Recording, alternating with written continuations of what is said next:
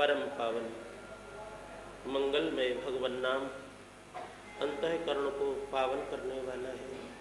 थोड़ी देर प्रेम और श्रद्धा के साथ श्री हरि नाम संकीर्तन हम लोग करें, फिर भगवत कथा में श्री कृष्ण गोविंद हरे मुरारे, हे नाथ नारायण वासुदेव। श्री कृष्ण गोविंद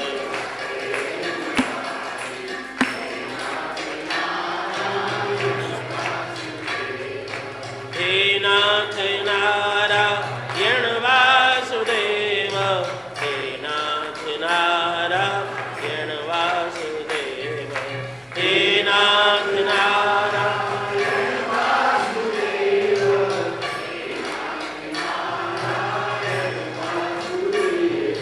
श्री कृष्ण गोविंद हरे मुरारे, हे नाथ नारायण वासुदेव।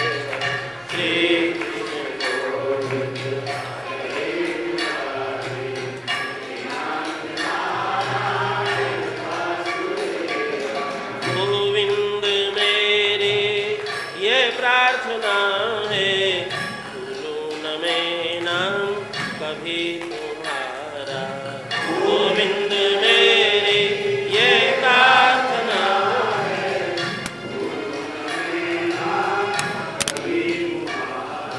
गोविंद मेरी ये प्रार्थना है, भूलूं न मैं नाम कभी तुम्हारा। गोविंद मेरे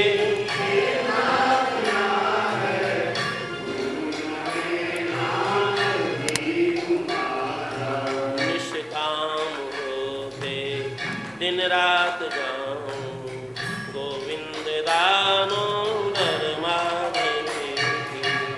निष्काम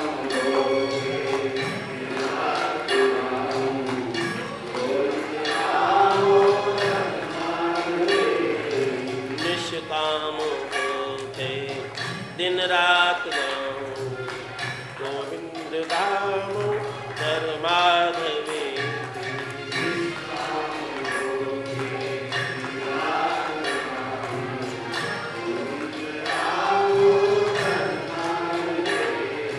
गोविंद दामोदर माधवेति, हे कृष्ण हे यादव हे सखेति।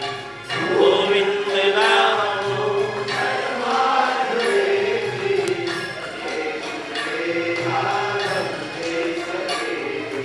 श्री कृष्ण गोविंद हरे मुरारे, हे नाथ नारायण वासुदेव। श्री कृष्ण गोविंद हरे मुरारे, हे नाथ नारायण वासुदेव। देहांत काले तुम सामने हो, बंशी बजाते मन को लुभाते।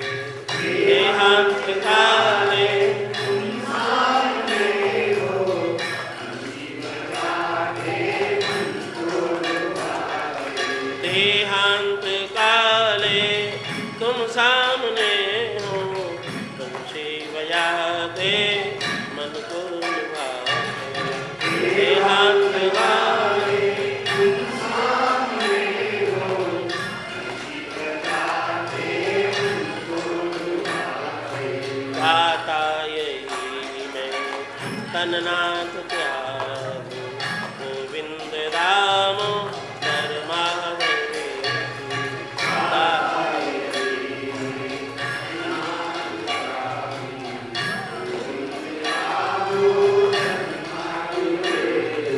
गाता यही मैं तननाथ त्यागू, गोविंद दामोदर माधवी।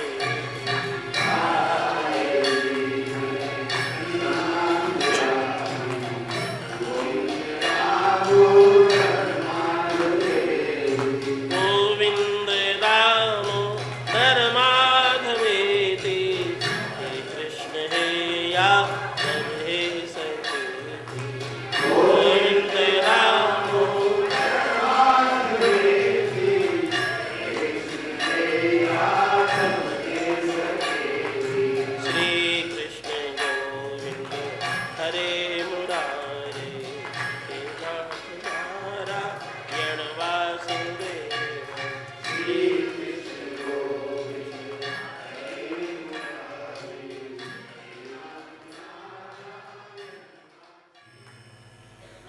श्री बद्रीनारायण भगवान की सत्य सनातन श्रीमद्भागवत महापुराण श्री सुखदेव जी महाराज भाष्यकार श्री रामानुज स्वामी जी श्री हनुमान जी महाराज श्री अलखनंदा मैया जन्माद्यस्य यतोऽन्वयादितरतश्चार्थेष्वभिज्ञस्वराट् तेने ब्रह्महृदाय आदिकवये मुह्यन्ति यत् सूरयः तेजो वारिमृदां यथा विनिमयो यत्र त्रिसर्गो मृषा धाम्ना स्वेन सदा निरस्तकुहकं सत्यं परं धीमहि सत्यं परं धीमहि सत्यं परं धीमहि। परमहंस आनंद कंद सच्चिदानंद अनुपूर्ण ब्रह्म पुरुषोत्तम परमहंस परम वीतरागी महामुनि भगवान प्रभु श्री नारायण के मुखारविंद से श्रीमद्भागवत जी का अवतार हुआ है। श्रीमद्भागवते महामुनि कृते, भगवान नारायण के मुख से श्रीमद्भागवत का अवतार हुआ है। भगवान नारायण संपूर्ण जगत के पिता हैं। हम लोग सब उनके पुत्र हैं।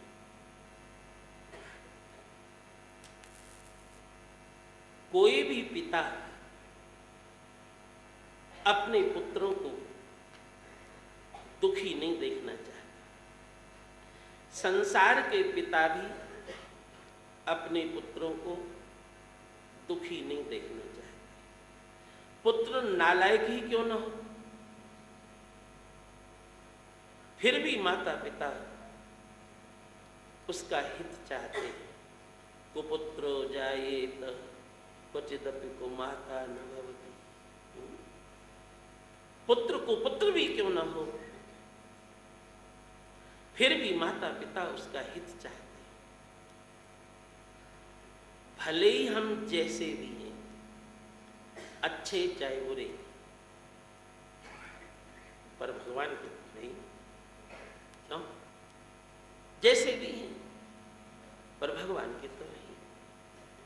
पितासि लोकस्य चराचरस्य त्वमश्च पूज्यश्च गुरुर्गरीयान्। हे प्रभु, आप चर अचर के पिता। भले हम जैसे भी हैं, लायक चाहे नालायक, पर हैं तो भगवान के। भगवान भी हमको दुखी नहीं देखना चाहते, भगवान हमको सुखी देखना चाहते। कोई भी पिता अपने पुत्र को दुखी नहीं देखना चाहता,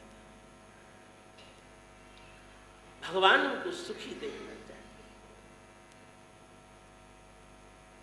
बंधु, कभी कभी बहुत से लोग कहते हैं कि भगवान ने हमको दुख ही दुख दिए। भैया, आपकी बात हमारी समझ में तो नहीं आती। भगवान आपको क्यों दुख देंगे? आपने भगवान का क्या बिगाड़ा है? भगवान आपको दुख क्यों देंगे? और दूसरी बात, आप भगवान का क्या बिगाड़ सकते हो? आपने भगवान का कुछ बिगाड़ा नहीं और आप भगवान का कुछ बिगाड़ सकते नहीं। ज्यादा से ज्यादा गुस्सा में आकर के फोटो फाड़ सकते हो। आप हमारा फोटो फाड़ दें, हमको कुछ होगा क्या? आपने भगवान का कुछ बिगाड़ा नहीं, आप भगवान का कुछ बिगाड़ सकते नहीं। कन्हैया ने कहा मैंने नहीं खाई। मैया ने कहा मुंह खोल। कन्हैया ने कहा दिखाऊं कौन ने खाई। मैया ने कहा मुंह खोल। मैया ने कन्हैया का कान पकड़ रखा, एक हाथ में छड़ी, मुंह खोल। और कन्हैया ने मुंह खोला। मैया दिखाऊं किसने खाई। पूरा विश्व श्री कृष्ण के मुख में, पूरा संसार श्री कृष्ण के मुख में। कन्हैया ने कहा मैया मैंने खाई नहीं, मैंने इन सबको खिलाई। ये बेचारे चरण रज कहां से पाते, ब्रज चरण धूली कहां से पाते। तो मैंने सोचा यही उपाय ठीक है। मैंने खाई नहीं, मैंने खिलाई। विश्वम विष्णु, जो सबको जन्म देता है, जो सबका पालन करता है, जो सबको अपने अंदर समा सकता है, बस उसी का ही नाम भगवान है। बस उसी का ही मंत्र जप करना चाहिए, उसी की पूजा करना चाहिए, उसी का ध्यान करना चाहिए और उसी का पाठ करना चाहिए। बस वही एक बात। जन्माद्यस्येतोऽन्वयादितरतश्चार्थैस्वभिज्ञस्वराट्। भगवान सबके साथ में रहते हैं इसलिए अन्वय, और साथ में रहते हुए दिखते नहीं है इसलिए व्यतिरेक, इतरतः। और बहुत अच्छी तरह सुने एक एक शब्द। पहला श्लोक सुन रहे आप, स्वराट, भगवान सर्वतंत्र स्वतंत्र है, किसी के अधीन नहीं, स्वतंत्र। स्वराट, स्वराट माने स्वतंत्र। वो चाहे तो किसी के ऊपर भी कृपा कर सकते हैं। वैसे सबके लिए तो नियम यही है, क्या कि अपने कर्मों का भोग सबको भोगना है। सबके लिए नियम यही है। पर भगवान चाहे तो किसी पे भी कृपा करते कुछ नहीं भोगना है।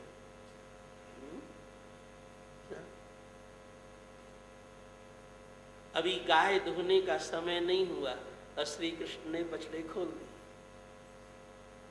अभी धोने का समय नहीं। प्रभु कृपा करें तो कुछ भी नहीं भोगना पड़ता, पर्व की इच्छा की। वैसे तो सबको अपने कर्म भोगने पड़ते हैं, पर भगवान चाहे तो स्वतंत्र है, कुछ भी नहीं भोगना पड़ता। और इतना तो आप भी जानते हो, स्टेशन आदि पे लिखा रहता है कृपया लाइन से टिकट लीजिए। पुलिस भी लगी रहती है, लाइन से टिकट। परंतु आपका थोड़ा सा जान मेल पहचान कुछ हो अथवा सुविधाएं ठीक हो तो पीछे से भी नियम सब लिखे रहते हैं, पुलिस भी लगी रहती है। हाँ, और पीछे खिड़की से भी काम बन जाता है। वो सब जगह होती है। क्यों भाई, बद्रीनाथ में नहीं देखते हो लाइन लगी है वहां तो इतनी लंबे तक, पर जो होशियार है तो कहीं ना कहीं से तिकड़म लगा देते हैं। ये नियम तो यही है कि सबको अपने कर्म अवश्य भोगने पड़ते हैं, पर प्रभु चाहे, वो चाहे तब, प्रभु चाहे कुछ भी नहीं भोगना पड़ता और मुक्त हो जाता है। स्वराट, जन्माद्यस्य यतोऽन्वयादितरतश्चार्थेष्वभिज्ञस्वराट् तेने ब्रह्म हृदय आदि कवये। वो परमात्मा भगवान नारायण ब्रह्मा को भी ज्ञान देते हैं। तेने ब्रह्म, तेने माने विस्तरणे, ब्रह्म माने वेद। तेने ब्रह्म हृदय आदि कवये, आदि कवि माने ब्रह्मा। मुह्यन्ति यत सूरयः तेजो वारि मृदाम यथा विनिमयो यत्र सर्गो मृषा। आपको जहां भी कोई वैशिष्ट दिख रहा है, विशेषता, वो प्रभु की ही है। जल के अंदर शीतलता, ये परमात्मा की ही है। अग्नि के अंदर तेज, ये परमात्मा का ही है। पृथ्वी में धारकत्व, ये परमात्मा का ही है। लोग कहते हैं परमात्मा का दर्शन, अरे हो तो रहा है। जल में शीतलता कहां से आई? वैज्ञानिकों ने डाली, सरकार ने डाली। जल में शीतलता कहां से आ गई? अग्नि में दाहकत्व कहां से आ गया? तेजो वारि मृदाम यथा विनिमयो यत्र सर्गो मृषा अमृषा। सत्य रूप से परमात्मा सर्वत्र विराजमान। और बंधुओं, पहले श्लोक का ये वाक्य बहुत अर्थपूर्ण है। क्या? धामना स्वेन सदा निरस्त। वो जब कृपा करे तभी बात समझ में आती है। धामना स्वेन, स्व माने अपना, स्वेन माने तृतीया के वचन में स्वेन, अपने द्वारा। भगवान ही अपने द्वारा अपना ज्ञान कराते हैं।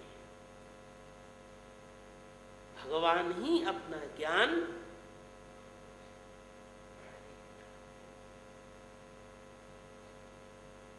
नहीं तो यदि भगवान न चाहे तो बात समझ में आती। बहुत से लोग हैं जिनको मैं आज से नहीं देखता हूं, बहुत दिन से देखता हूं। हर कथा में लगभग हर साल ही सुनते हैं, पर आज के 12 वर्ष पहले जो बात पूछ रहे थे तो आज भी वही पूछ रहे हैं। कभी मुझे लगता है मेरे बताने में कोई कमी रह गई क्या? और ये भी सुन ही रहे थे, आंख भी खुली थी इनकी, सुन तो रहे थे। मैंने भी ठीक बताया, फिर ये क्यों पूछ रहे हैं? इसका मतलब भले ही और माइक लगा दो और ज्यादा लगा दो, पर जब तक भगवान न चाहे,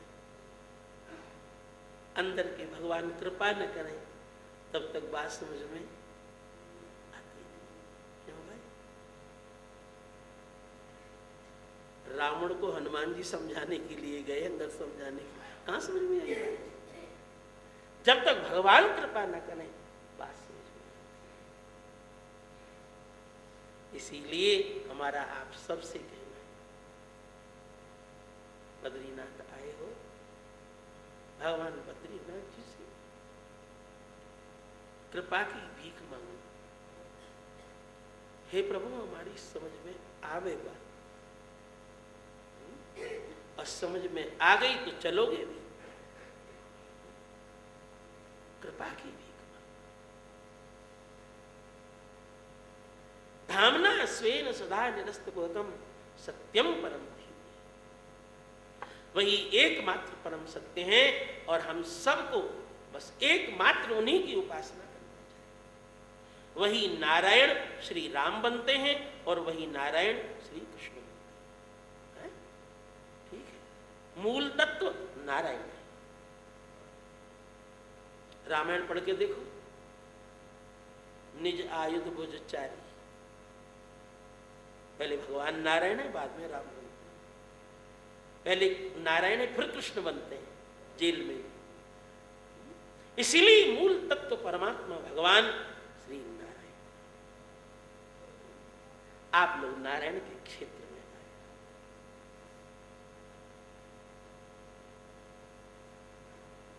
चलो थोड़ी देर भगवान बद्रीनाथ जी का स्मरण करें, जिससे सोने वाले जग तो भी जाएंगे बेचारे, वो भी कुछ सुन लेते। नारायण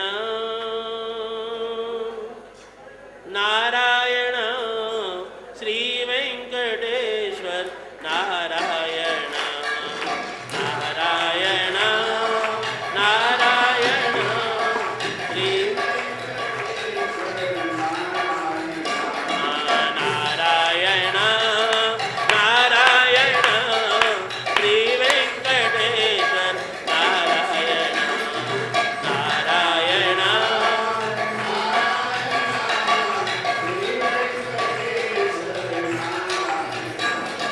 नारायण नारायण नारायण नारायण नारायण सब बोलो नारायण नारायण नारायण नारायण नारायण नारायण नारायण नारायण नारायण नारायण नारायण श्री वेंकटेश्वर नारायण नारायण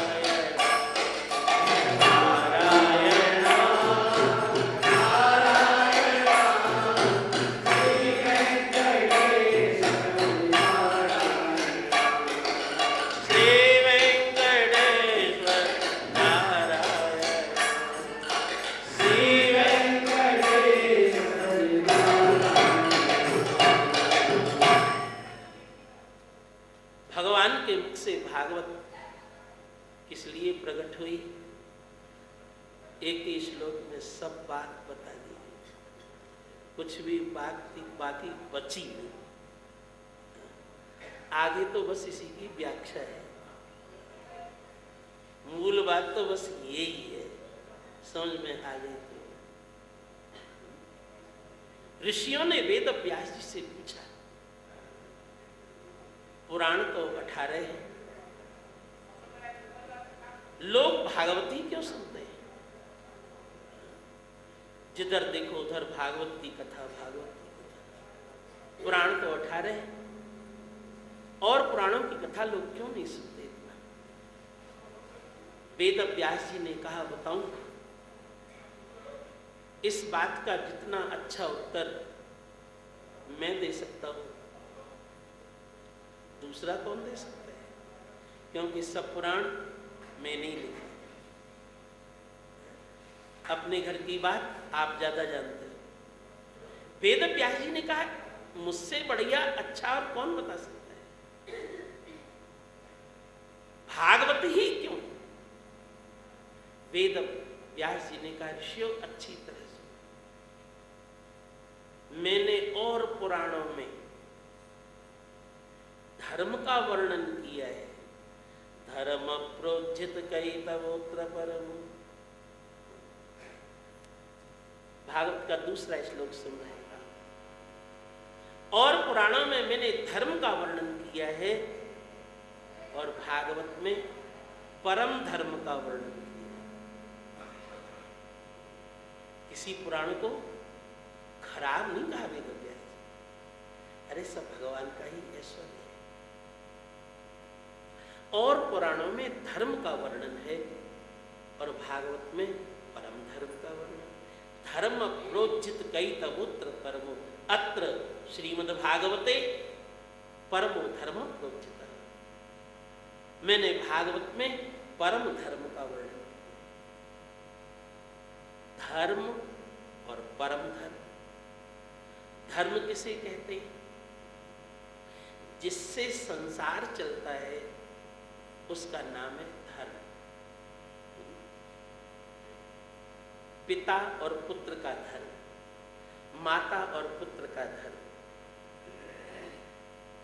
भाई बहन का धर्म, पति पत्नी का धर्म। इसी से धर्म से ही संसार चल रहा है।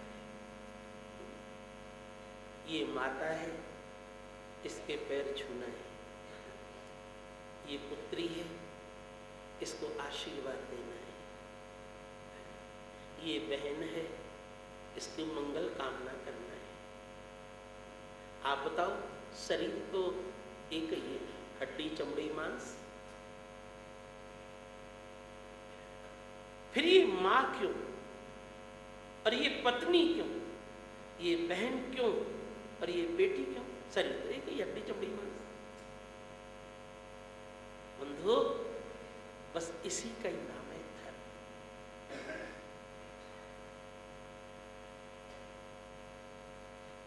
पशुओं में माँ बहन बेटी कुछ नहीं, सब एक ही बराबर। यदि आपके अंदर भी धर्म नहीं है तो आप पशुओं का जीवन जी रहे हैं।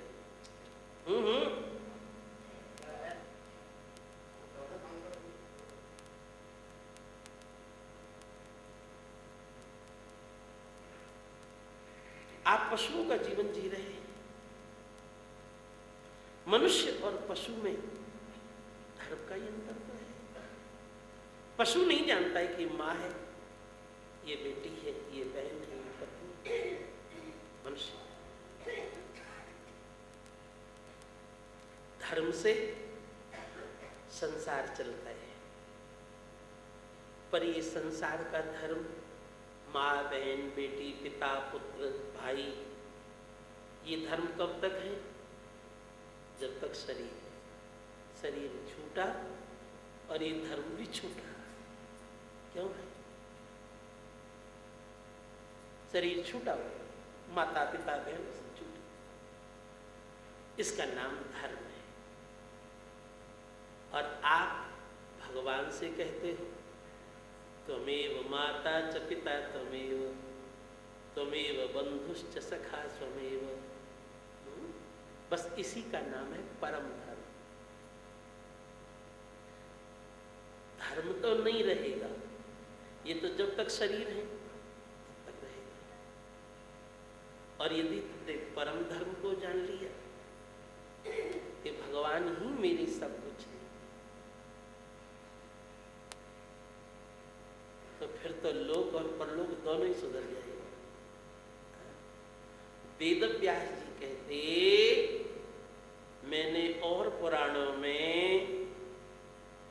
धर्म का वर्णन किया है और भागवत में परम धर्म का वर्णन किया, जो कभी छूटने वाला नहीं। धर्म प्रोज्झित कहे तवोत्र परम निर्मत्सराणाम सताम।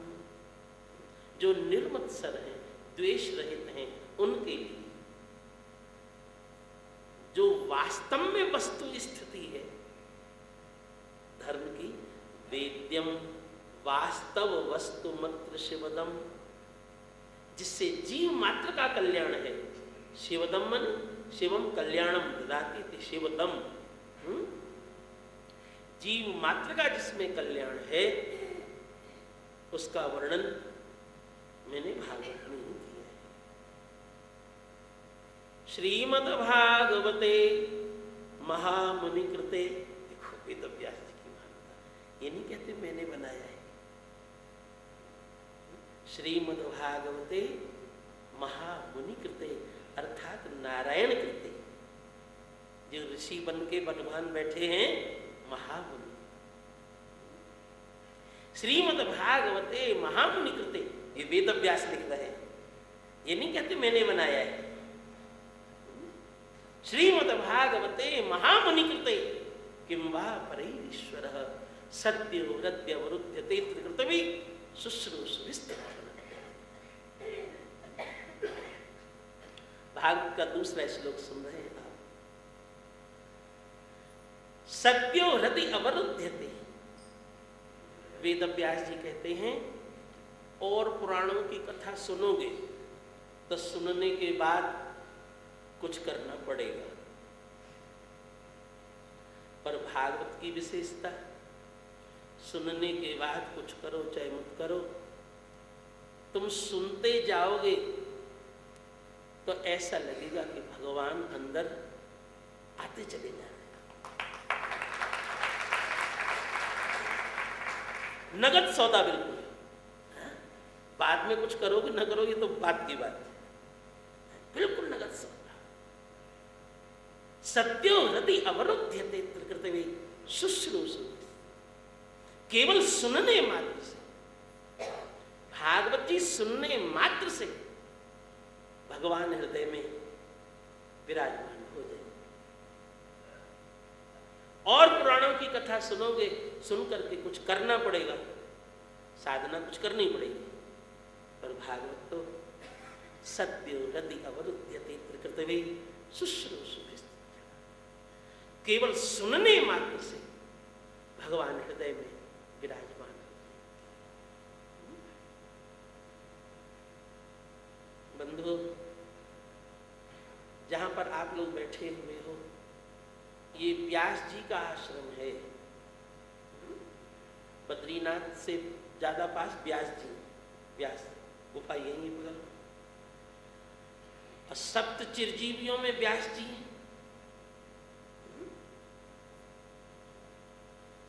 तो मुझे ऐसा लगता है वेद व्यास जी भी तो सुन ही रहे होंगे अच्छी तरह, खिड़की भी खोले ही रखे हैं। मुझे यहाँ बैठे बैठे अलकनंदा जी दिख रही है, व्यास गुफा भी दिख रही है यहाँ से बैठे बैठे। वेद व्यास जी जरूर सुन रहे होंगे। यदि वेद व्यास जी मिले तो पूछूंगा जरूर, क्या वेद व्यास जी आपने भागवत के दूसरे श्लोक में लिखा है कि जो कथा सुनेगा उसके हृदय में परमात्मा प्रवेश करेंगे, भगवान घुसेंगे। सुनने मात्र से। आपने केवल सुनने वालों को कहा, हम कहने वालों ने कौन सा पाप किया है? क्यों भाई? सही बात। और क्या, व्यास जी मिलेंगे तो पूछूंगा तो जरूर। और सप्त चिरंजीवियों में ये भी नहीं कि कोई वैकुंठ चले गए। कथा सुनने वालों को ही आपने कहा दूसरे श्लोक में कि जो सुनेगा उसके अंदर भगवान प्रवेश करेंगे। कहने वालों के लिए कुछ नहीं कहा। हमको आपसे जलन नहीं हो रही है, पर वेद व्यास जी से पूछने की इच्छा तो है। ये क्या बात है? 6-6 घंटे चिल्लाए हम,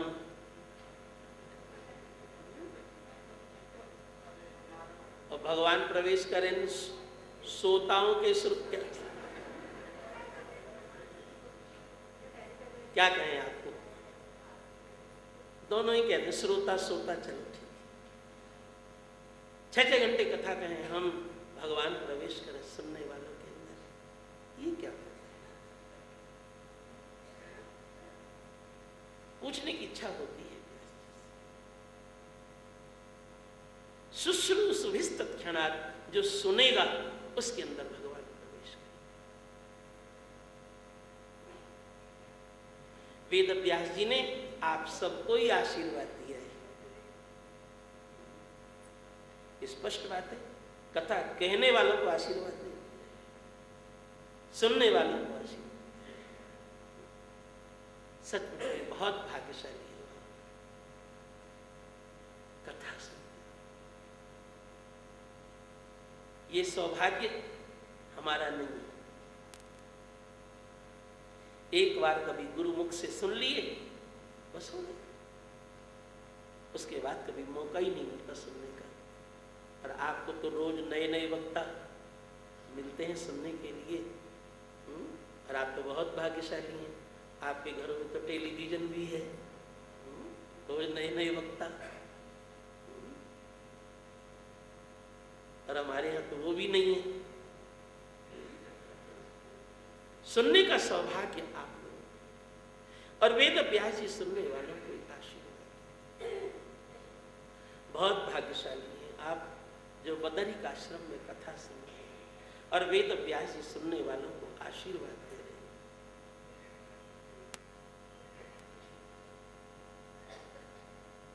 मुझे तो लगता है सुनने में ज्यादा फायदा है, कथा कहने में कम फायदा है, सुनने में ज्यादा फायदा है। फायदे की नो, आपको तो बोलना भी नहीं पड़ता, आपका गला थोड़ी बैठेगा।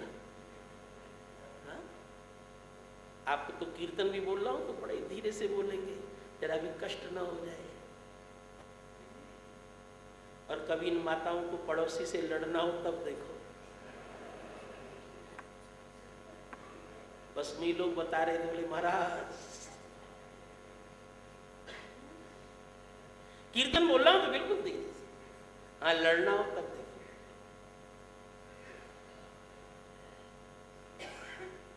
आपको तो गला भी नहीं बैठेगा। कथा कहने वाले को तो 6-6 घंटे बोलना है लगातार। आपको फायदा। और दूसरा फायदा बताओ, आप तो बैठे बैठे एक आध झपकी भी ले लेते हो, ये भी तुमको फायदा है। आपको कोई मना भी नहीं कर सकता, मालिक हो आप। और अभी मैं झपकी ले लूं, सो जाऊं, कभी सब बोलेंगे महाराज को सोता है। आप मालिक हैं, आपको कोई क्या।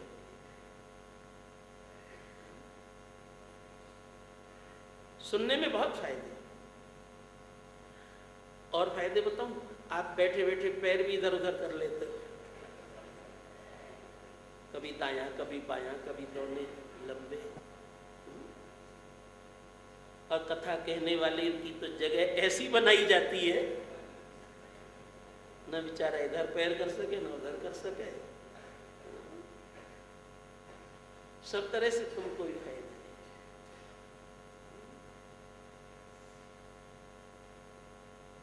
आप तो बीच बीच में उठ करके थोड़ा खा पी भी आते हो। कथा कहने वाला तो बैठा से बैठा, क्योंकि उसकी तो साधना है, वो आराधना है।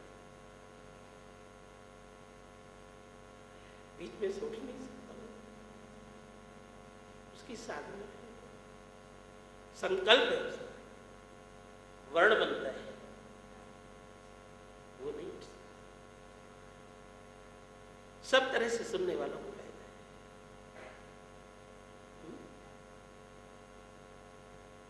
और फायदे की ना, आप तो बैठे बैठे समझ गए होंगे आप। अरे 2 4 6 नहीं लेते होंगे, पर बाकी तो आप तो बैठे बैठे कुछ चलाते रहते हो, मुंह में डालते रहते हैं कुछ ना कुछ। कथा कहने वाला तो बेचारा कुछ नहीं, उसके सामने भागवत जी रखे, भगवान रखे, कुछ खाएगा तो थूक इधर उधर गिरेगा,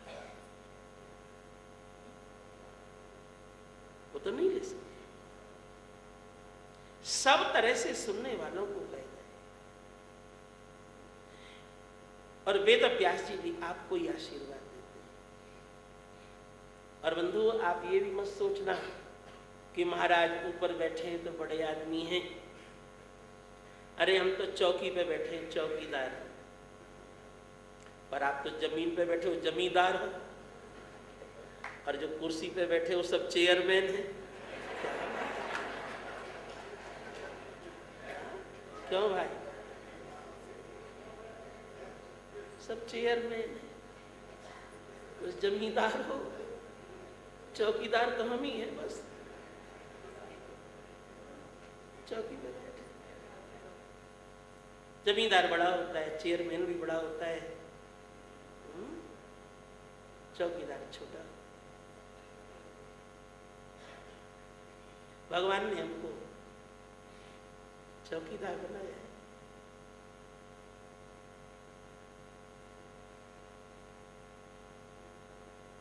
चौकीदार का काम स्वयं जागना और औरों को जगाना। क्यों? रात को चौकीदार स्वयं जागता है और औरों को जगाता है। सो मत जागते। इस सनातन धर्म की रक्षा के लिए, हिंदू धर्म की रक्षा के लिए भगवान ने हमको चौकीदार बनाया है। सब सनातन धर्म की रक्षा।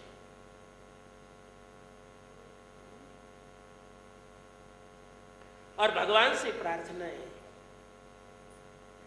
कि जब आपने अपना चौकीदार बनाया है तो अब सदैव चौकीदार ही रखना।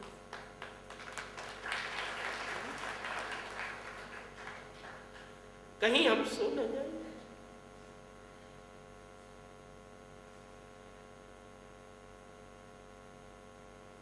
भगवान ने चौकीदार बनाया, बड़ा सम्मान दिया है भगवान ने हम लोगों को चौकीदार बना के।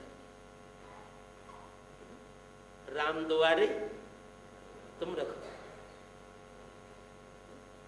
भगवान ने हम लोगों को चौकीदार, हनुमान जी वाला सम्मान है? चौकीदार का सम्मान भगवान ने हम लोगों को।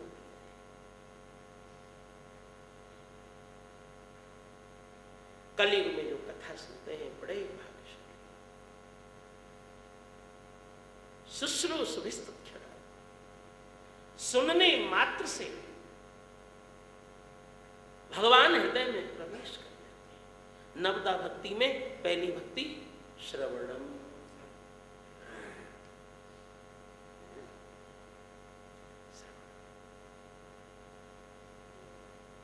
तीसरे श्लोक में सूत जी ने सुखदेव जी का वंदन किया है।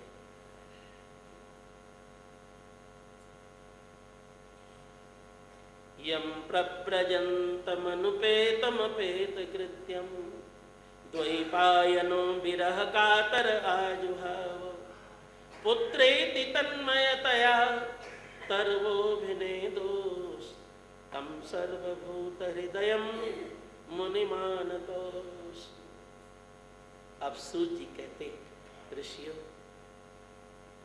जिनकी कृपा से मुझे भागवत धर्म का ज्ञान हुआ, पहले मैं भी ऐसे ही भटक रहा था, फलाना देवता तो फलानी देवी तो फलाना भूत तो फलाना प्रेत, फलाना बब्बा। पहले मैं भी ऐसे ही भटक रहा था, ये वाला मंत्र तो वो वाला मंत्र तो वो वाला, ये वाला पाठ तो वो वाला पाठ। पहले मैं भी अब भटक रहा था, नहीं समझता था क्या है भागवत धर्म। पर जिन गुरुदेव की कृपा से मुझे भागवत धर्म का ज्ञान हुआ, सूत जी कह रहे इस बात, वो मेरे गुरुदेव सुखदेव जी महाराज। निगम कल्प तरोर गलितम फलम शुक मुखाद द्रव संयुतम विबत भागवतम रसमालय मुह रहो रसिका विभाव का।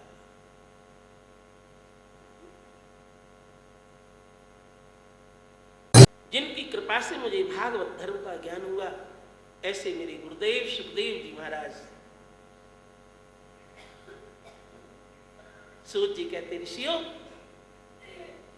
अपने गुरुदेव का स्मरण करो,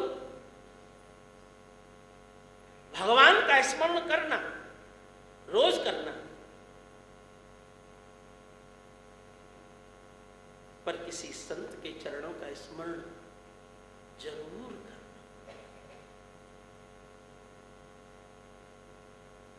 आपने तो देखा नहीं रामकृष्ण नारायण को किसी, ये तो महापुरुष गुरु लोग बताते हैं, इन्होंने ही हमको स्वरूप का ज्ञान कराया।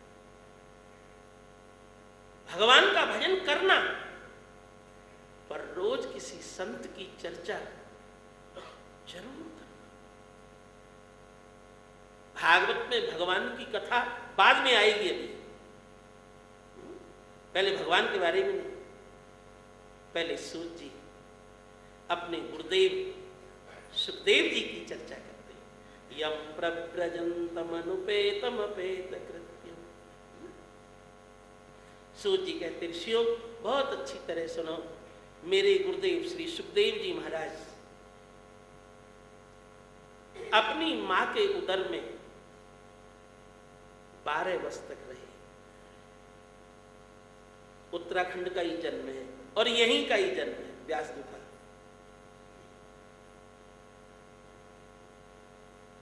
सुखदेव जी अपनी मां के गर्भ में 12 वर्ष तक रहे। वेद व्यास जी ने कहा, पुत्र मैं समझ गया कि तुम कोई साधारण बालक नहीं हो। साधारण बालक होते तो 9वें महीने अथवा 10वें महीने में जन्म ले लेते।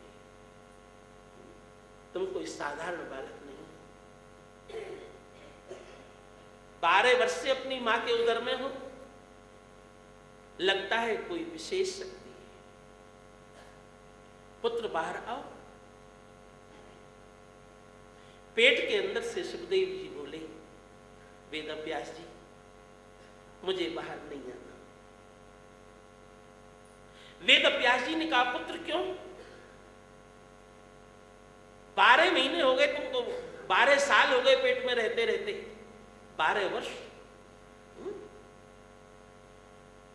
तुम्हारी मां को कितना कष्ट होगा, तुमने सोचा?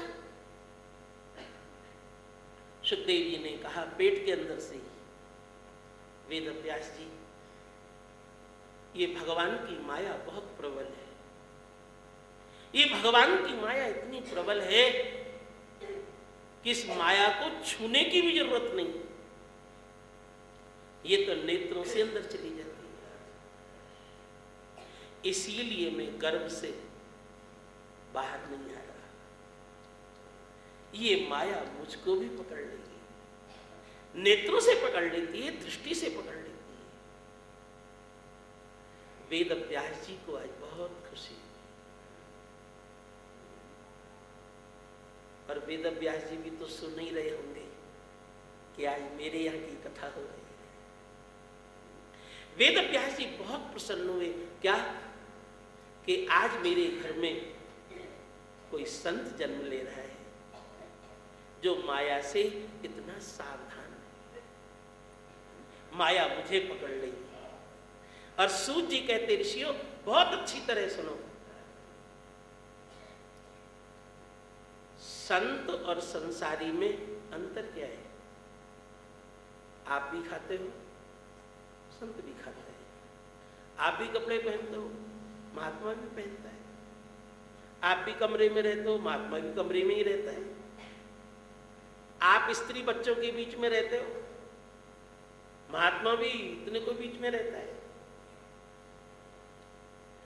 आखिर में संत में और संसारी में अंतर क्या है? बंधुओं, बस एक ही बात है, क्या? जो हर समय सावधान है उसी का नाम संत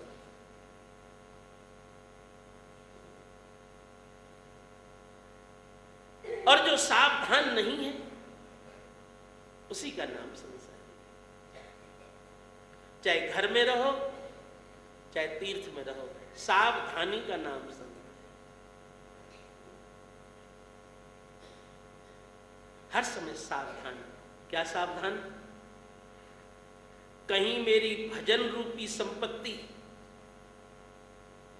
ये लुटेरे तो नहीं लूट रहे, कहीं मेरी भजन रूपी खेती गधे तो नहीं चल रहे। बस जो सावधान है उसी का ही नाम संत। आप घर में रहो चाहे तीर्थ में रहो, सावधानी का नाम हर समय सावधान। वेद व्यास जी का मन आनंद से भर गया। आज मेरे घर में कोई संत जन्म ले रहा है, सावधान। क्या? माया मुझे न पकड़। वेद व्यास जी ने कहा, पुत्र मैं वेद व्यास बोल रहा हूं, जिसने 17 पुराणों की रचना कर दी। 17 पुराण बन चुके थे उस समय। दुनिया मुझे व्यास कहती है। गुरु पूर्णिमा मेरे नाम पे मनाई जाती है। पुत्र तुम बाहर आओ, तुमको माया नहीं लगेगी। पेट के अंदर से सुखदेव जी बोले, वेद व्यास जी बुरा नहीं मानना, संसार की सब बातों पे विश्वास किया जा सकता है, पर ये माया किसको नहीं लगेगी? इसी बात पे विश्वास नहीं। ये माया को बड़े बड़े ज्ञानी ध्यानियों को पकड़ लेती है।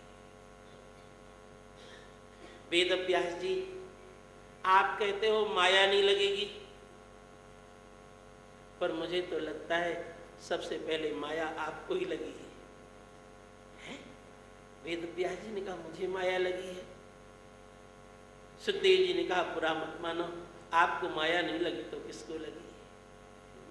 अभी तो मेरा जन्म भी नहीं हुआ, तो बेटा बाहर आ, बेटा बाहर आ, बेटा बाहर आ।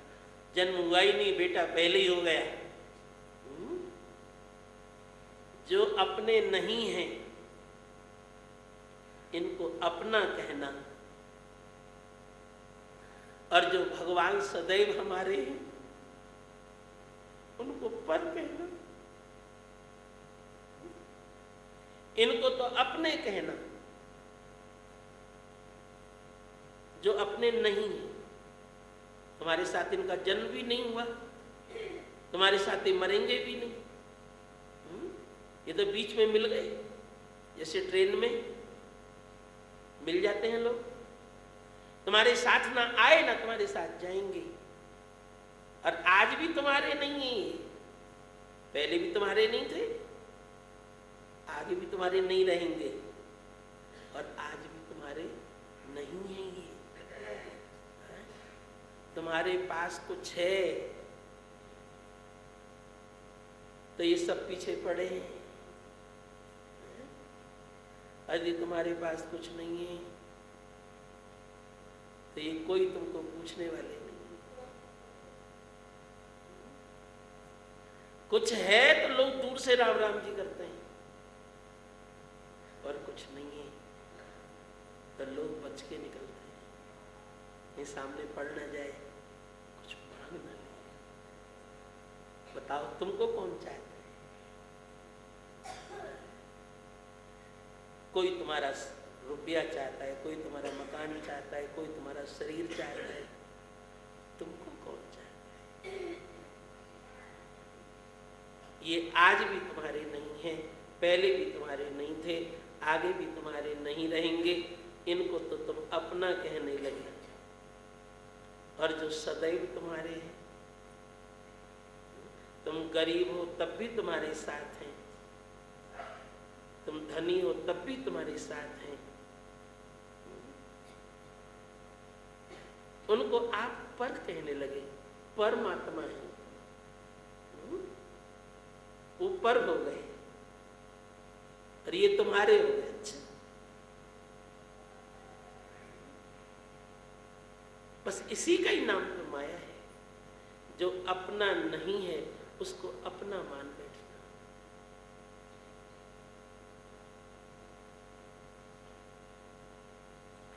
वेद व्यास जी का मन आनंद से भर गया।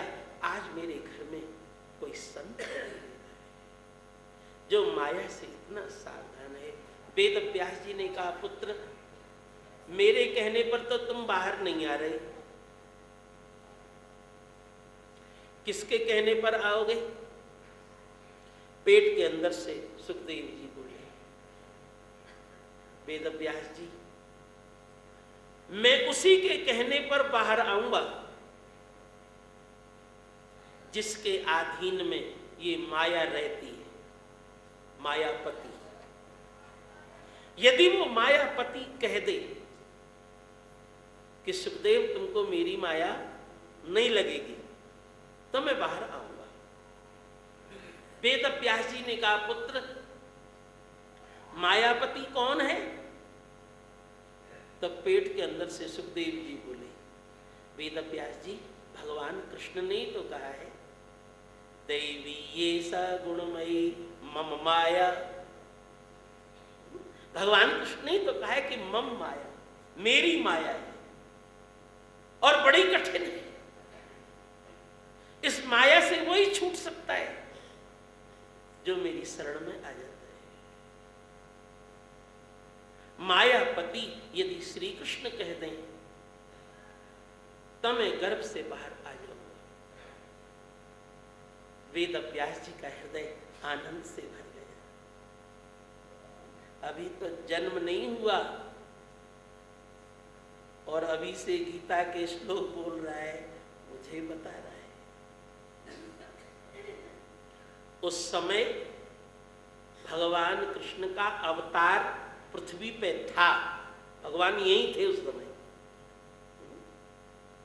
वेद व्यास जी ने कृष्ण भगवान का आवाहन किया उत्तराखंड में, यहीं इसी जगह तुम बैठे हो, यही जगह है।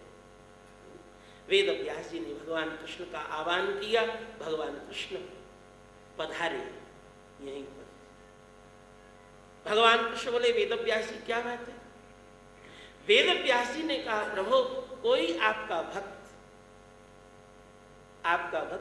गर्भ में आया हुआ है?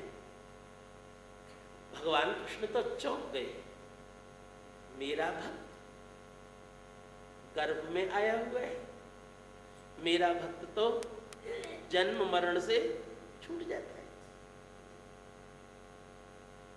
भगवान कृष्ण बोले, वेद व्यास जी तुमने कैसे समझा कि कृष्ण भगवान का भक्त है?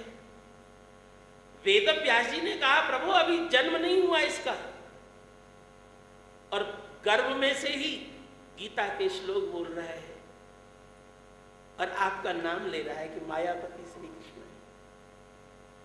अरे भगवान भी सोच में पड़ गए, कौन होगा ऐसा जो जन्म नहीं लिया है अभी और मुझे जानता है, मुझे पहचानता है, मायापति श्री कृष्ण। कौन होगा ऐसा? अरे भगवान कृष्ण कृष्ण को याद आई, जब मैं गोलोक से चला था, वैकुंठ से जब चला था, तो भगवती श्रीजू ने मुझसे पूछा था, कहाँ जा रहे हो?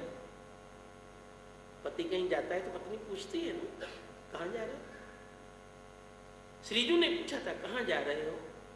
तो मैंने कहा था, परित्राणाय साधूनाम विनाशाय च दुष्कृताम धर्म संस्थापनार्थाय संभवामि युगे युगे। मैं पृथ्वी के ऊपर परित्राणाय साधूनाम,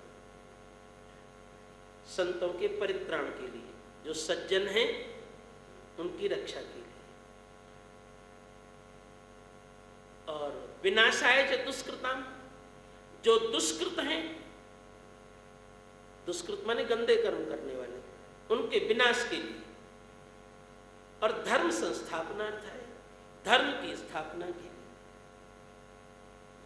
दो बात तो ठीक है, परित्राणाय साधूनाम और धर्म संस्थापनार्थ है, दो तो ठीक है। पर भगवान ने कहा विनाशाय च दुष्कृताम, तो थोड़ा श्री जी चौंक गए।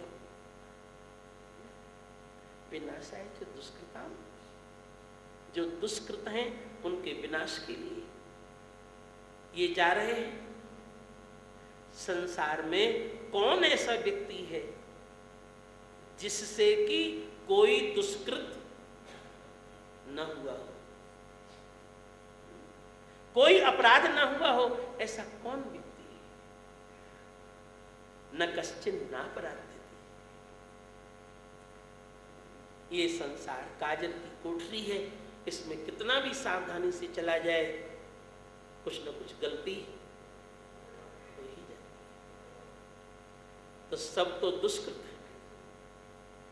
हाँ, बहुत से संत महात्मा कह सकते हैं कि हमने कोई पाप नहीं किया है, पर यह भी बात सत्य है कि अब का नहीं हो तो पूर्व जन्म का होगा, तभी तो हैं यहां, नहीं क्यों होंगे?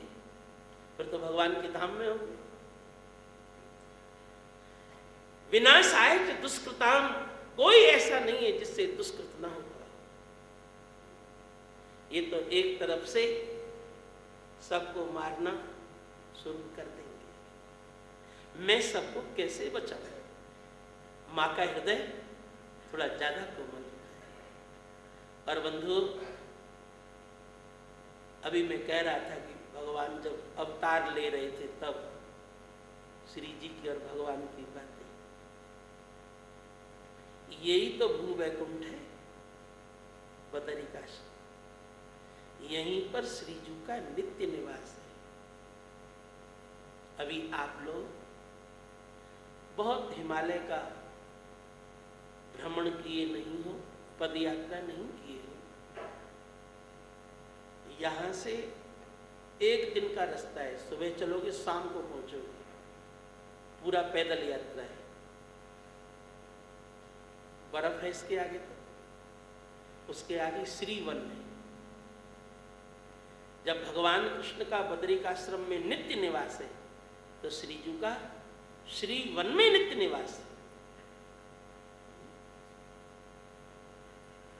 यहां से एक दिन का रास्ता है, उसके आगे फिर स्वर्गारोहण है। श्रीवन श्रीजू का नित्य निवास है। जब नीचे ज्यादा गर्मी पड़ती होगी तो मुझे लगता है वो भी यहां आराम करने के लिए आते हैं। श्रीवन है। मेरा सौभाग्य है, मैं गया हुआ। विशेषता क्या है बताऊं? इस यहाँ की श्रीवन की विशेषता यह है, वहां रात को भी अंधेरा नहीं होता।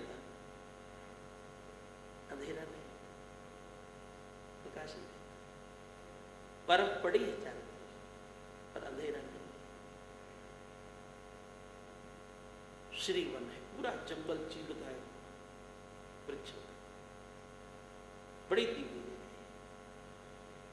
बहुत भाग्यशाली हैं आप आज इस उत्तराखंड में बैठ करके उत्तराखंड की कथा सुनी। और थोड़ा थोड़ा आपको परिचय भी करो, कथा तो भागवत की हो ही रही है, यहाँ के बारे में भी तो जानना चाहिए। यहां से आप सड़क सड़क जाओगे, माणा गांव आएगा, फिर व्यास गुफा, व्यास गुफा से थोड़ा आगे में सरस्वती धारा है, ऊपर से 1000 फीट से नीचे गिर रही है। सरस्वती अलखनंदा में मिली है, यही तुम यहां से देखोगे तो दिखेगा, दोनों का संगम है सरस्वती अलखनंदा का, वो केशव प्रयाग। सरस्वती और अलखनंदा दोनों मिली, संगम पे जो पहाड़ है सरस्वती के उधर, उसका नाम है अलकापुरी। कुबेर पर्वत बोला जाता है।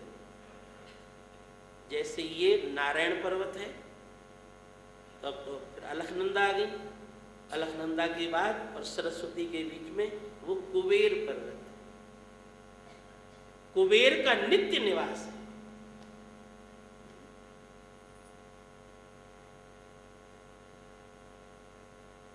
और लिखा तो ऐसा है, पूरा पहाड़ स्वर्ण का है। अरे कुबेर का ही है तो फिर कहना ही क्या है, तो पत्थर का थोड़ा ही होगा, पूरा पहाड़ स्वर्ण का है, हीरा मोती मणियों से पूरा भरा हुआ है, कुबेर का है वो। हाँ, पर ऊपर पलस्तर पत्थर वाला पलस्तर कर दिया गया कि तुम देख के घबरा ना जाओ, अरे बाबा इतना सोना छुपा दिया गया। ऊपर कुबेर की राजधानी पहाड़ के ऊपर अलकापुरी, कुबेर वहां रहते हैं अलकापुरी। अलकापुरी से ये अलखनंदा निकली, ठीक है। सरस्वती से आगे कुबेर पर्वत, कुबेर पर्वत के ऊपर अलकापुरी, जहां पर कुबेर रहते हैं। वो अलकापुरी से ये धारा निकली, इसीलिए इसका नाम पड़ा अलखनंदा। और आप सब जानते हो कि कुबेर भगवान बद्री नारायण के परम भक्त हैं। बद्रीनाथ जी का दर्शन किए हो? नहीं करो तो जाकर के करना। बद्रीनाथ जी विराजमान है, श्रृंगार बहुत होता है उनका, पर आजकल तो बहुत अच्छा श्रृंगार हो रहा है। पहले उतना स्पष्ट नहीं दिखता था, तो कवच जब लग जाता है तो भगवान की भुजाएं सब बैठे बहुत सुंदर दिखते हैं।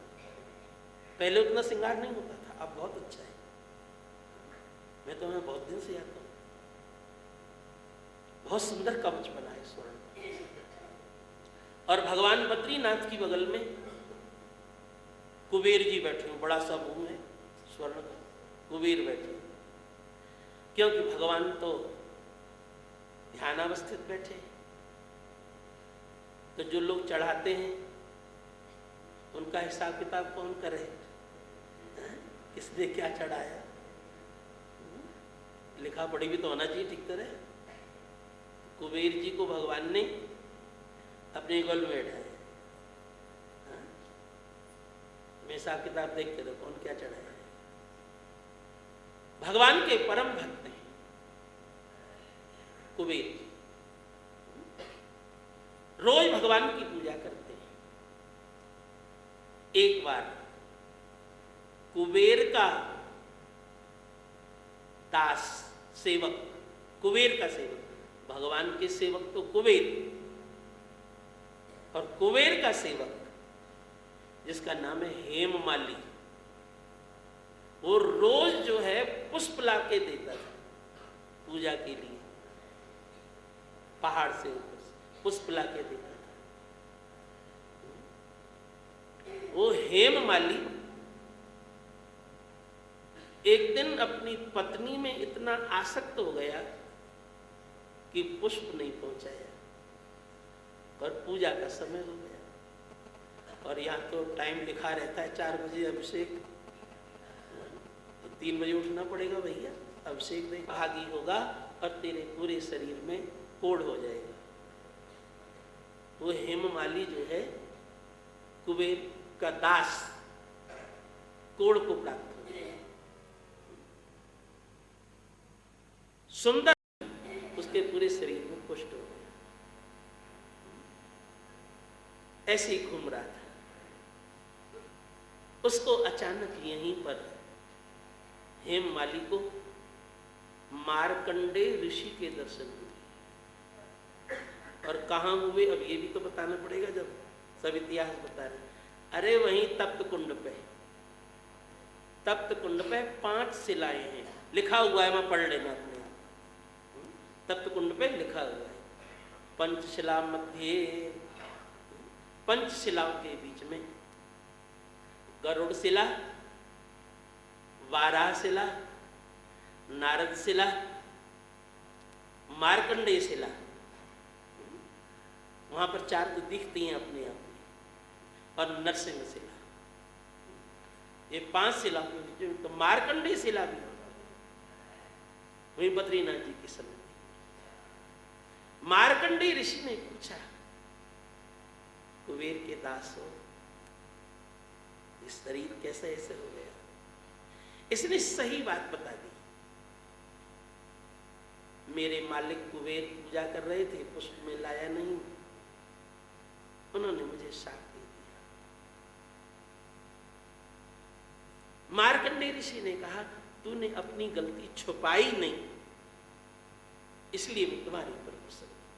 कोई बात नहीं, तुमसे गलती हो गई। ये आषाढ़ का महीना, आषाढ़ कृष्ण पक्ष की जो एकादशी है, इसका नाम है योगिनी एकादशी, योग कराने वाली एकादशी, भगवान से योग कराने वाली एकादशी, इसीलिए इसका नाम योगिनी है, भगवान से योग कराने वाली। तुम इस एकादशी का व्रत करो और तुलसी फूल से भगवान की सेवा करो। वही तो गलती हो गई थी तुमसे। तो इसने हेममाली ने आषाढ़ कृष्ण पक्ष की जो एकादशी है, योगिनी एकादशी, उसका व्रत यहीं पर किया।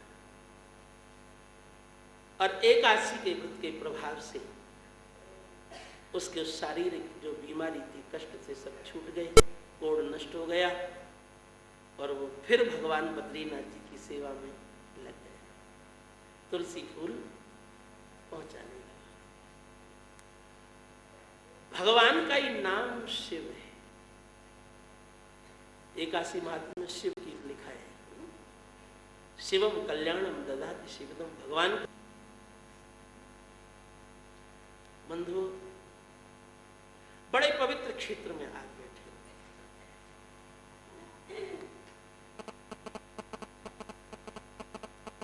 हम लोग अपने को भगवान कृष्ण का भक्त कहते हैं, और कृष्ण भगवान ने अपने मुख से कहा, एकादशी का व्रत किया करो, पांडवों को बताए। हम अपने को कृष्ण भगवान का भक्त कहें, एकादशी का व्रत न करें। गुरुजी को तो पकड़े और गुरुजी की बात न माने। कृष्ण भक्त कहें और एकादशी का व्रत न करें। ये तो आप भगवान को ही धोखा देते हो। गुरुजी के सामने गुरुजी गुरुजी और उनकी बात न माने। अच्छा, एकादशी का व्रत अवश्य करें। एकादशी के दिन अन्न में पाप वास करता है। एक दिन पाप ने पूछा, मैं कहां रहूं? तो भगवान ने कह दिया, एकादशी के दिन मेरे भक्त, कृष्ण भगवान को बताए महात्मा, मेरे भक्त अन्न नहीं खाते, तुम अन्न में रहा करो। तो एकादशी के दिन पाप अन्न में वास करते, इसीलिए एकादशी के दिन अन्न नहीं खाते।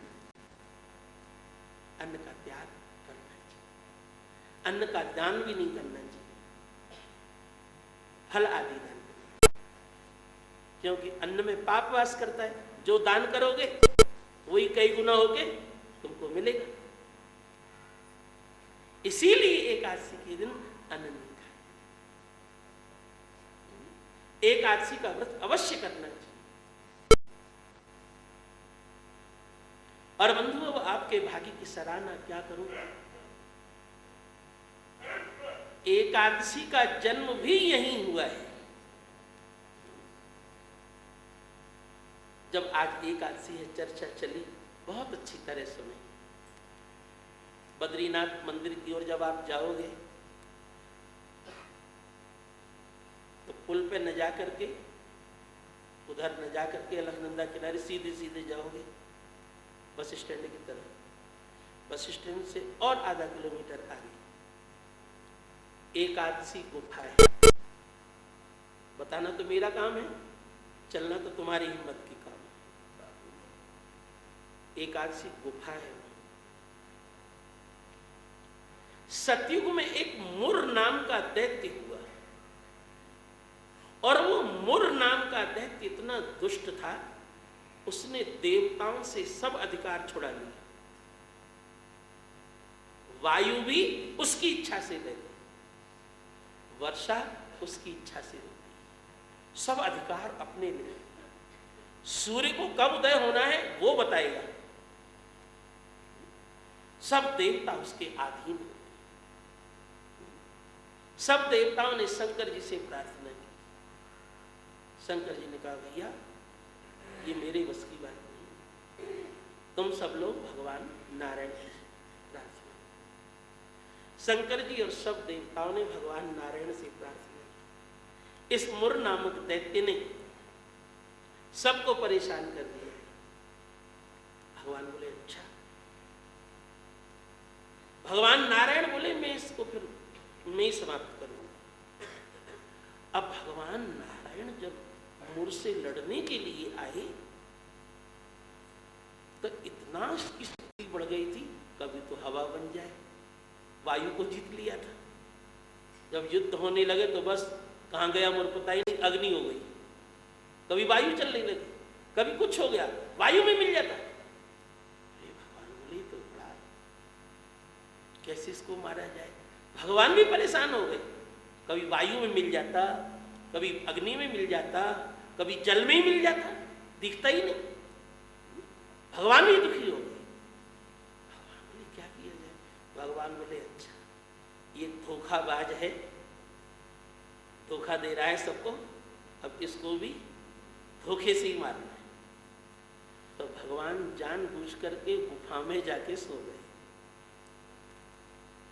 मुर ने सोचा ये अच्छा मौका है भगवान विष्णु को मारने का, और मुर जो है भगवान सोते हुए देख के वहीं मारने पहुंच गया। भगवान भी इसको धोखा ही देना चाहते थे। भगवान तो सोते ही रहे,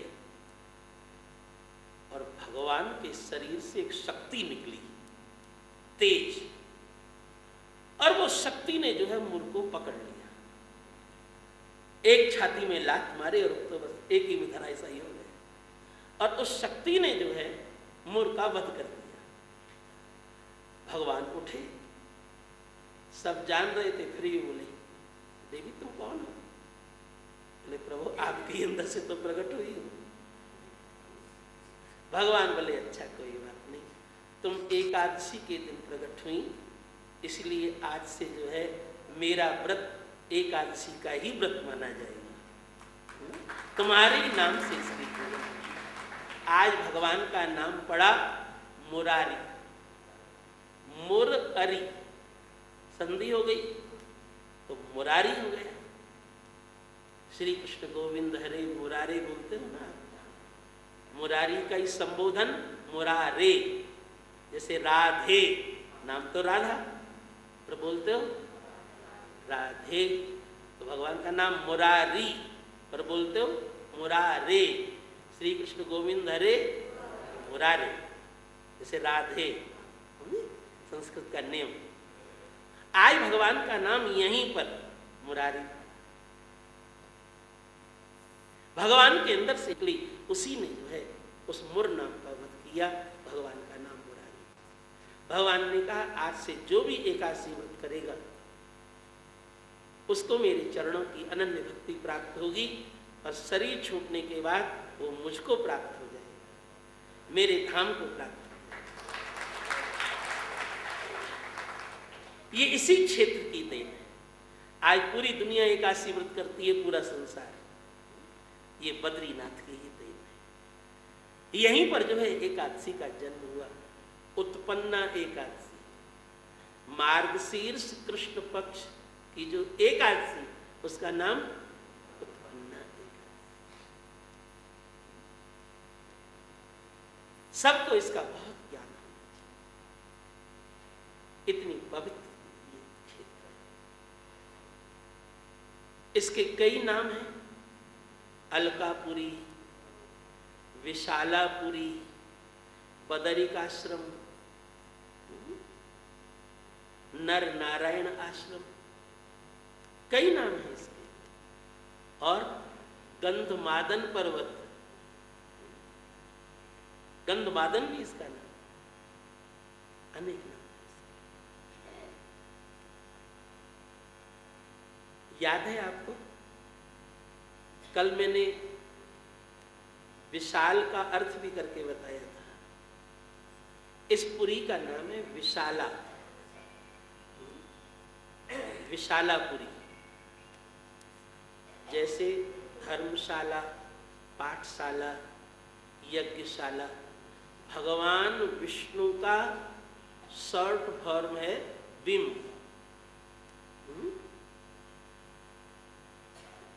मूल जिसको कहते हैं, विम से विष्णु। भगवान विष्णु का नित्यवास होने के कारण इस जगह का नाम विशाला, विशालापुरी, विष्णु का नित्यवास। सदैव भगवान यहां पर रहते हैं। अब आप कहोगे महाराज दुनिया में नहीं रहते क्या? सबके अंदर निराकार रूप से रहते हैं, और यहां समझ रहे? इसीलिए ये विशालापुरी, पुरी का नाम विशाला, स्त्रीलिंग में विशाला, तो भगवान का नाम विशाल। जब पुरी विशाला, भगवान का नाम विशाल। जैसे गौशाला, गाय रहती है उसमें गौ, तो भगवान विष्णु का नित्यवास होने के कारण ये भगवान का नाम यहां पर विशाल है। इसीलिए विशाल,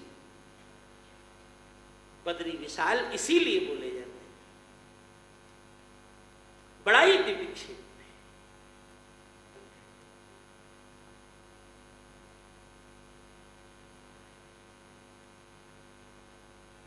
दो बार हमारे साथ प्रभु नाम स्मरण, आपको एकादशी का महात्म्य सुनाए।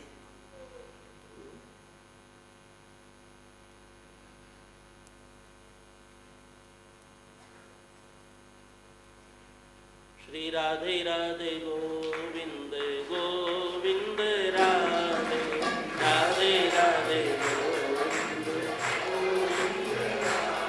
जय राधे राधे गोविंद गोविंद राधे राधे, हे गोविंद राधे गोपाल राधे, गोविंद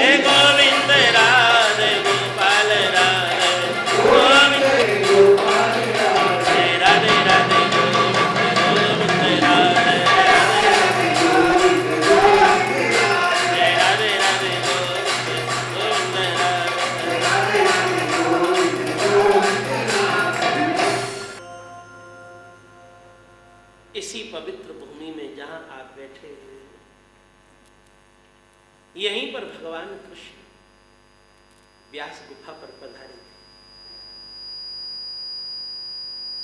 भगवान कृष्ण बोले, व्यास जी क्या बात है? व्यास जी ने कहा, प्रभु कोई आपका भक्त गर्भ में आया हुआ है। भगवान बोले, कैसे जाना तुमने मेरा भक्त है?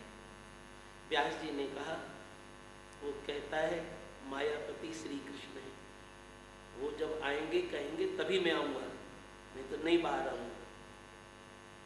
भगवान कृष्ण सोचे, कौन है ऐसा, अभी जन्म नहीं लिया और मुझे जानता है। अरे भगवान कृष्ण को याद आई, जब मैं आ रहा था गोकुल लोक से तो श्रीजू ने पूछा था, बस यहीं से श्रीवन की चर्चा शुरू हुई थी। श्रीवन की चर्चा यहीं से उठी थी। श्री जी ने पूछा था कहाँ जा रहे हो, तो मैंने कहा विनाशाय च दुष्कृताम। श्री जी सोच में पड़ गई थी, ये तो एक तरफ से सबको ही मारना शुरू कर देंगे क्योंकि सभी तो दुष्कृत हैं, मैं सबकी रक्षा कैसे करूं? जगत जननी है, बच्चों की चिंता है, मां नहीं करेगी तो कौन करेगा? श्रीजू ने अपने प्रिय पक्षी शुक को भागवत धर्म पढ़ाया और कृष्ण मंत्र सुनाया। सुखदेव जी को भागवत श्रीजू से, जाओ तुम सबको धरती पर भागवत सुनाना और श्री कृष्ण की शरण में लाना। ये भी जा ही रहे, तुम भी जाओ।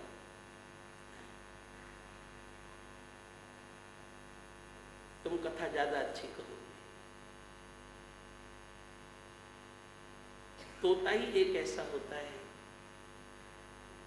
कि जैसा सुना है वैसे ही पढ़े। नहीं, मनुष्य की आदत है अपनी तरफ से मिलावट करना। कोई बात ठीक नहीं बोलेगा, अपनी तरफ से कुछ जरूर मिला देगा। तोता ही ऐसा है, जैसा सुना है वैसा ही। इसीलिए श्रीजू ने सुख को ही भागवत बनाया। पृथ्वी पर भी भगवान कृष्ण समझ गए, वही वही सुख है, ये तो श्रीजू का परम प्रिय सुख। अभी सुखदेव जी का जन्म नहीं हुआ, भगवान कृष्ण ने नामकरण कर दिया श्री सुख,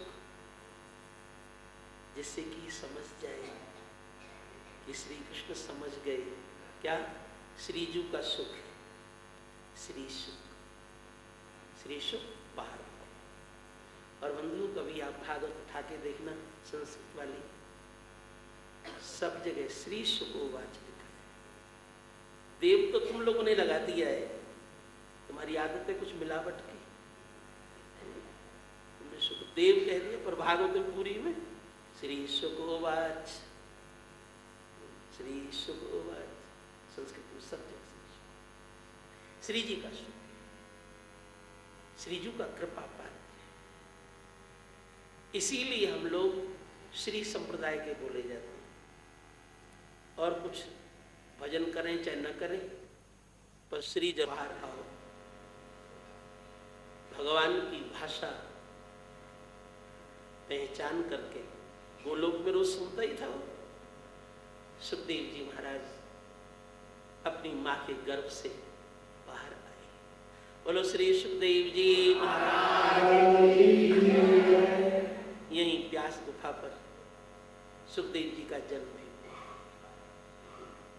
हम इसलिए बताते हैं, आपको समय मिले तो जा जाके दर्शन करते हैं। यहीं पर सुखदेव जी का जन्म हुआ और सुखदेव जी जन्म लेते ही भगवान कृष्ण का दर्शन किए, जंगल की ओर जाने लगे। और जब जंगल की ओर सुखदेव जी जाने लगे, 12 वर्ष का बालक, 12 वर्ष तो गर्भ में ही रहे थे, जब जाने लगे व्यास की आंखों से आंसू टपकने लगे। एक लड़का, और वो भी बाबा जी बनने के लिए जा रहा है। और लड़का भी साधारण नहीं, सुखदेव जैसा, जो गर्भ से ही गीता के श्लोक बोल रहा था। क्यों ना हो वो, आगे आगे सुखदेव जी और पीछे पीछे वेद व्यास जी। और उसी समय का दर्शन सूत जी कर रहे हैं। यम प्रव्रजन मनुपेतम अपेत कृत्यम, उसी समय का श्लोक है। द्वैपायनो विरह कातर आजुहा, पुत्रेति तन्मयतया तरवोभिनेदुस् तम सर्वभूत हृदयम मुनिमानतोस्। सुखदेव जी वन की ओर चला गए।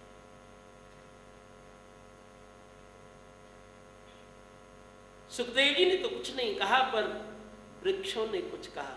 तरवोभिनेदो, वृक्षों ने कुछ कहा। क्या कहा? वृक्षों ने यही कहा, वेद व्यास जी आप इतने बड़े संत बने हो, ऐसी बढ़िया दाढ़ी और ऐसा बढ़िया तिलक, इतने बढ़िया संत आप हैं, और हम वृक्ष भी संत हैं। संत माने जो केवल समाज के लिए जीता है, उसका अपना कुछ भी नहीं होता। आप बताओ, संत किसके लिए कर रहा है? उसको लड़की की शादी करना है कि लड़के की शादी करना है? क्या करना है आखिर में उसको? संत जो भी कर रहा है केवल समाज के लिए। वृक्षों ने कहा, व्यास जी हम जितने भी वृक्ष हैं समाज के लिए जीते हैं। छाया देते हैं, फिर लकड़ी देते हैं, फिर पत्ते देते हैं, फल देते हैं, समाज के लिए जीते हैं। वृक्ष में कोई पत्थर भी मारता है तो वृक्ष बदला नहीं लेता, फल देता है। आप भी संत हो वेद व्यास जी, हम वृक्ष होकर के एक फल भी नहीं खाते, सब समाज के लिए देते हैं। और आप एक फल भी, संत होकर के आप एक फल भी समाज को नहीं दे सकते। ये सुखदेव रूपी फल तुम्हारी गृहस्थी में लगा है, तुम्हारा ही, तुम्हारी गृहस्थी रूपी वृक्ष में ये फल लगा है। वेद व्यास जी इस सुखदेव रूपी फल को समाज के लिए अर्पण कर दो, इससे समाज का बहुत बड़ा कल्याण हो। इस सुखदेव के बताए हुए मार्ग पर लोग युगों युगों तक चलेंगे। इसको अपने घर में वृक्ष ने यही कहा। आगे पानी का सरोवर, स्त्रियां स्नान कर रही थीं, वहीं से वेद व्यास जी निकले, सुखदेव भी आगे आगे निकले। स्त्रियां नहाती रही, पर जब वेद व्यास जी निकले, स्त्रियां जल्दी जल्दी कपड़े पहनने लगी। दृष्ट्वानुयान्तं ऋषिमात्मजमप्यनग्नं। व्यास जी को बहुत कष्ट हुआ, मेरा जवान लड़का नंगा धड़ंगा इसी रास्ते से गया, स्त्रियों ने कपड़े नहीं पहने, और मुझे देख करके स्त्रियां कपड़े पहनती। वेद व्यास जी ने स्त्रियों से पूछा, मैं इतना बूढ़ा, मुझे देख करके तुम कपड़े पहनती हो? स्त्रियों ने कहा, वेद व्यास जी आप बुरा न माने, सुखदेव में और आप में, सुखदेव में और आप में आसमान और पृथ्वी का अंतर है। सुखदेव जी यहीं से गए थे, उन्होंने हमको नहाते हुए देखा था और वो हमको भी प्रणाम कर रहे थे। उनकी दृष्टि से पता लग रहा था कि वो हमारे अंदर भी अपनी किशोरी जी को देख रहे थे, तभी प्रणाम कर रहे थे। और आप गृहस्थ हो, आपके अंदर स्त्री और पुरुष का भेद बना हुआ है। वेद व्यास जी को बहुत कष्ट हुआ। मेरे पुत्र की दृष्टि ब्रह्म दृष्टि है, मेरे पुत्र सुखदेव की दृष्टि कृष्ण दृष्टि है, और मेरी दृष्टि अभी काम दृष्टि है। अभी मेरी दृष्टि नहीं सुखी। वेद व्यास जी ने सुखदेव जी का पीछा छोड़ दिया। मैं अपने पुत्र की बराबरी नहीं कर सकता। वेद व्यास जी व्यास गुफा पर आ गए, यहीं पर उदास बैठे हैं। बद्रीनाथ भगवान की पूजा करके नारद जी वहीं पे पहुंचे। रोज जाते थे, 6 महीने तो यहाँ खाली रहता है, कोई तो रहता ही नहीं। नारद जी रहते, नारद जी वहीं पहुंचे। नारद जी ने देखा व्यास जी उदास। नारद जी ने पूछा बात क्या है? वेद व्यास रोने लगे। बात क्या है? व्यास जी ने कहा नारद जी अभी तक मेरी दृष्टि नहीं सुनी।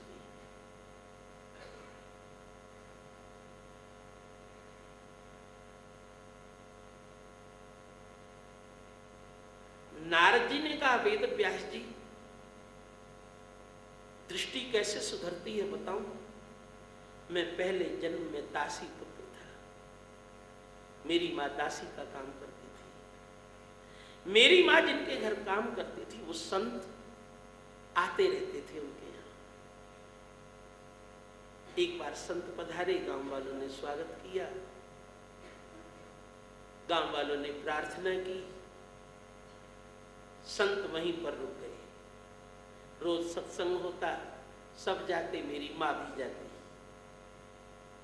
मेरी मां संतों की भी सेवा करती। मैं 5 वर्ष का था। मेरी मां संतों से के सामने प्रणाम करना सिखाती। पैर पीछे कर सिर आगे कर। और मैं जब संतों को प्रणाम करता तो मेरी मां संतों से कहती महाराज इसके पिता नहीं, इसका कोई भाई भी नहीं। महाराज मैंने सबकी सेवा की, सबके झूठे बर्तन साफ किए, सबके कपड़े धोए, झाड़ू लगाई सबके घर में। मैंने पूरे संसार की सेवा की, पर मेरी इच्छा है कि मेरा पुत्र भगवान की सेवा करे और भगवान के संतों की सेवा करे।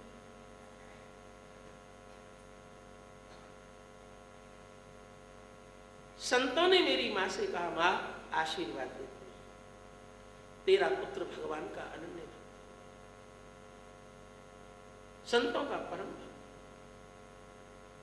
संतों के प्रसाद से और संतों की सेवा से मेरी बुद्धि भगवान में लगी।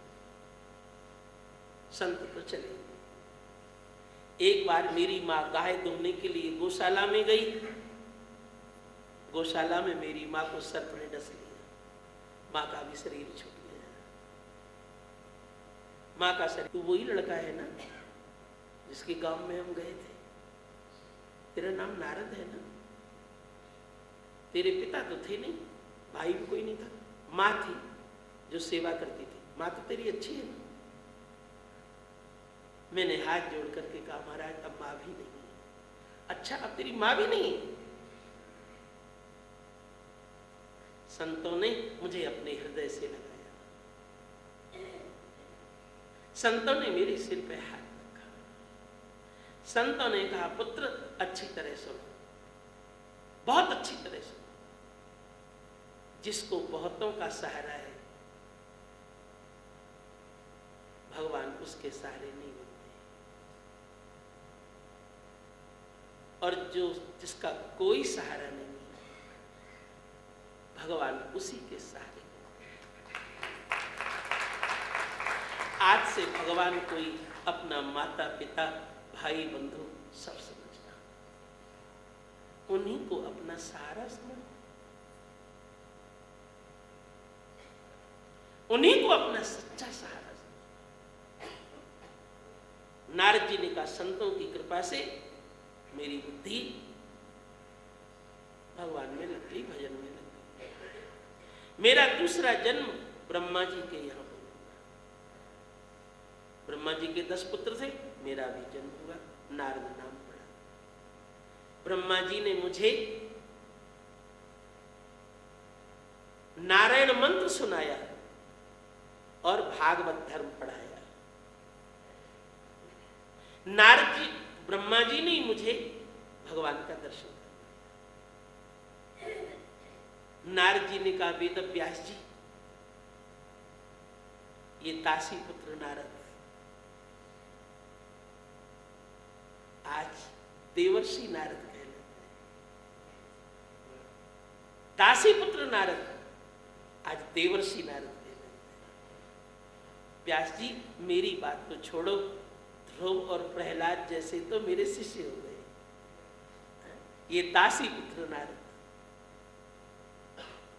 वेद व्यास जी, आपने 17 पुराणों में भगवान की चर्चा तो की, पर संतों की चर्चा नहीं, भागवतों की चर्चा नहीं की।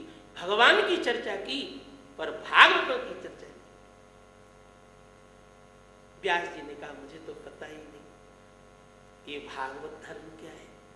उस समय नारद जी ने वेद व्यास जी को यहीं पर फिर भागवत बनाई,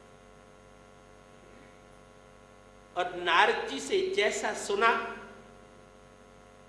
वेद व्यास जी ने पुस्तक का आकार दे दिया। आप कभी व्यास गुफा पे जाना, व्यास गुफा की जो शिला है तो पत्राकार है। कलयुग होने के कारण वो भागवत शिला के रूप में दिखती। यहीं पर भागवत जी का जन्म है, यहीं पर भागवत जी प्रकट हुए। आज आप लोगों ने सुखदेव जी के जन्म की कथा सुनी और भागवत जी के अवतार की कथा सुनी।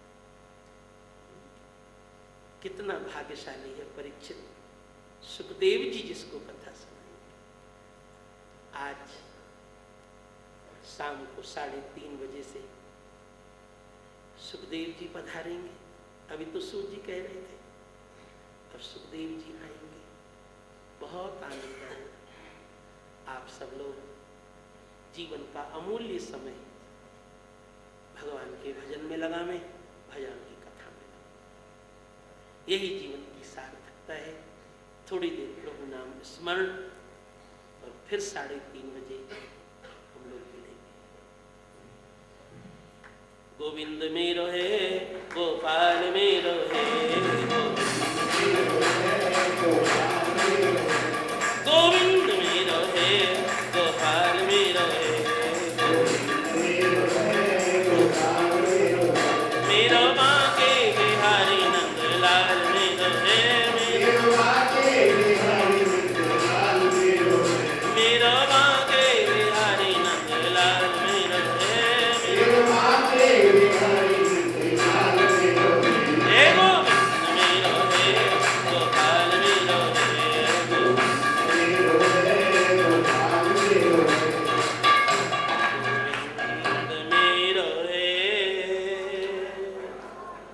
गोपाल मेरो है,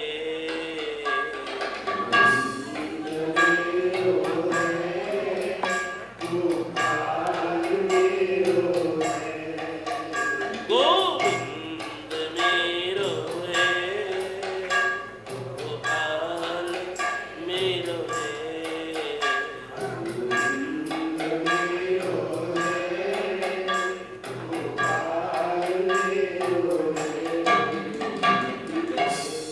श्री बद्री नारायण भगवान सत्य सनातन श्रीमद् भागवत महापुराण श्री सुखदेव जी भाष्यकार श्री रामानुज स्वामी जी एकादशी महारानी